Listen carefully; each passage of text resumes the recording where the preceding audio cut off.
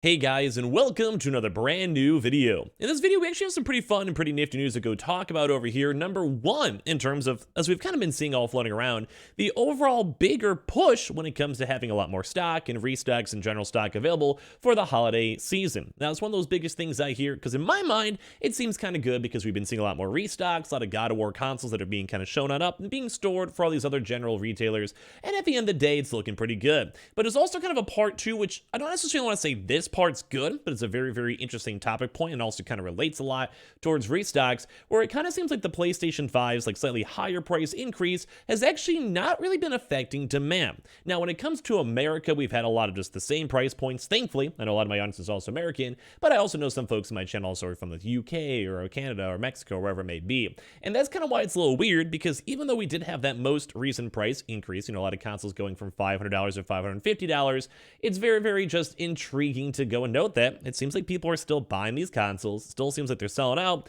and it still seems like there's a lot of scalpers still involved trying to make some money with it. So we have a lot of things to go talk about over here, some official statements from Sony, some just overall looking to proper numbers, and let's go and talk about it. As well, if any of you guys are brand new, make sure you guys are subscribed with the notifications on as well for the brand new PlayStation 5 giveaway. We have the Amazon links down below, we have the Target and Twitter links down below, we also have the, like I said, the $500 stuff, so if you guys want those bonus entries, get those on in, and let's dive into the video. So first and foremost, in case you guys missed it, I'm sure you guys heard about it, it's kind of big news. PlayStation actually did go and increase the prices of all their consoles. Now, I kind of want to go talk about this just a little bit over here, because it's also a little bit on the economic side. It's a little bit on, like, I guess the number side or whatever it may be. So there's number one, that small chance the price points actually might go back down. We're going to talk about that and talk about first of all the stock too as well. So first and foremost, we actually did have official statements with PlayStation 5 price increase has surprisingly still not impacted consumer demand. So as you guys know, these restocks are all floating around and everything just in general, like it's going pretty good. Just intrigued on. I mean, I'm kind of surprised. I feel like if I ever had a price increase and someone else had a prior offer and they could have gotten it cheaper, and they probably did, in all honesty, they'd probably go and kind of rub me off the wrong way, at least a little bit. So basically, Sony says that the new PS5 price increase has not impacted consumer demand for the console, despite the PlayStation 5 cost increasing nearly worldwide. And that's surprising, although we have had a lot of big restocks in America regardless, so that's probably like a high percentage and ratio for that either way, but it's intriguing to go and see. So as the PlayStation 5's most recent price increase has not slowed down consumer demand, that Sony corporate has said. But my intriguing thought on this, I'd be very curious to see if this will actually go and slow down demand in the future. So in terms of, like, yeah, people are still in this hyper focus, so they really want to get their consoles and they really want to play the games, get the exclusives or the God of Wars, but is it going to maybe affect the price and sales, let's say maybe a year from now or 2 years from now, when the console's still nice, but maybe their specs are getting slightly outdated? You never know. So to combat inflation and the weaker yen, Sony has raised the PlayStation 5's retail price across the major worldwide regions, except for the United States. So the cost hike hasn't actually far enough, though, deterred gamers, though, and Sony indicates that consumers are still very eager to buy PS5 hardware. In fact, Sony highlighted that the PS5 sold 100,000 units in just 17 hours in the UK, which is huge. That's a lot of money. So don't forget, those are also $500 per console. This is millions upon millions of dollars. So this region also wasn't really affected, though, by the price hike as well. So the United States is kind of popping off. We've been seeing the PlayStation Modern Warfare bundles, Target bundles, Best Buy, and everything's prepping up for these next upcoming big drops.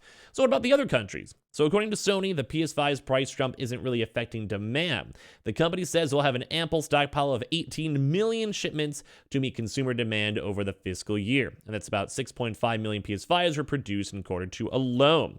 Very intriguing, because, like I said, if I'm one of those folks, I probably would care. Like, I probably would not want to spend extra money, and I'd feel bad. Like, if my cousin bought a PS5 2 weeks ago, and they got it for $500, then it increased for me randomly the next week, and I still wanted to get one, I'd probably be like, of course, Lucky John over here somehow got the lucky price points. Whatever. You know what I mean? So it's just, I don't know, I'm sorry it wasn't affecting it that much, but there was also a really big pool of people that were still buying from scalpers anyway, so I guess it kind of makes sense.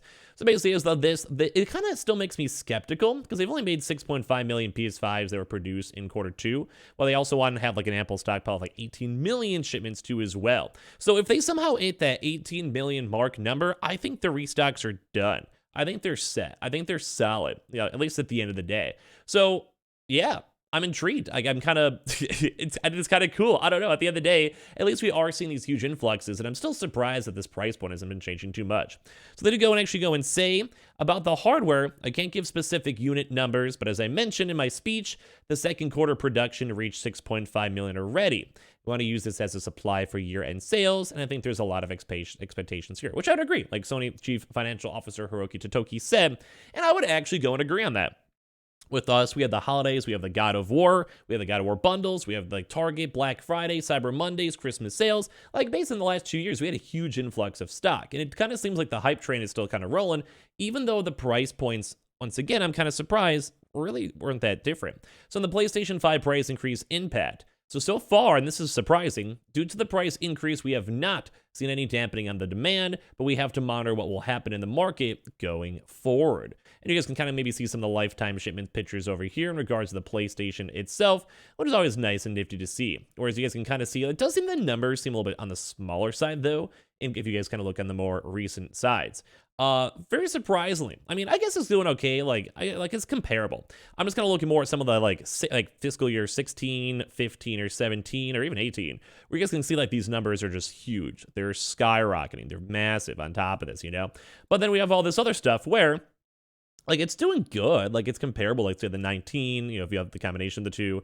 But it just really doesn't seem like it's getting these huge, huge power spikes. Now, maybe we just have to wait a little bit longer, too, when it comes to life and everything in general. But, yeah, it just kind of seems like it's going good. Like, I'm surprised that the demand's still not there. But as I mentioned at the start of this video, I really want to see how it's going to be like in 2-3 years from now. Because if it's still going to be on that higher price point, is that just going to be normal? Is that just be what they're expecting? Is that just the thought process and all this stuff? I'm kind of curious. However, they did go and also did do some other things and stressing things, such as the time, where like they basically were saying it was a necessity given the current global economic environment and its impact on the business. And also we know that Xbox is actually losing money on every console. Like, so every Xbox Series X and S, they have been losing money at the end of the day. But it's kind of like, I've kind of, you know, I guess it makes sense. Like, you want to have a loss leader, you want people on Game Pass, you want people to experiment on that type of stuff. Like, it just makes sense, you know, at the end of the day. So I don't know. Like, I do think there has to be this like an inflection point at some point where people are like, well, $550, or if it comes to America, I think Americans will be very upset. Not to, like, I guess we almost want to say like we're almost a little bit entitled in a way, but once again, like if I saw like 30 million people buy a console cheaper and then I have to pay more, like that's just world, it's inflation, it changes every day, you know, whatever, I get it. But it would be kind of, at least to me, disappointing to go and see. But as of right now, it just seems like people are still trucking along. They're still going through it. They just deal with it, you know, they just keep on units. They have all this stuff on here in the first place. Like I totally actually go and get it at the end of the day. So it's intriguing. Like, so I guess like we had like 4 different topics in this video, but the one big thing is that they have 6.5 million units ready to be produced for the busy shopping season, that somehow this price point has not been changing anything too hard. And at the end of the day, I hope we can kind of equalize soon and have the restocks just very easily and accessible on the shelves as we can. And kind of go and kind of talk about this too, is that we've still been seeing these huge fluctuations. Now, you guys may not think it's this big, but if you kind of more look at the chart, it kind of is. Because you could say, like, say for the pound, you have like a 91 to 1 USD ratio, and USD is usually like the big global currency that's trading throughout the world. But then if you also have that huge fluctuation down then to 0.86, like a 0.5 cent like thing, like imagine like $500 in cents portion. Like, that's a pretty big fluctuation of prices.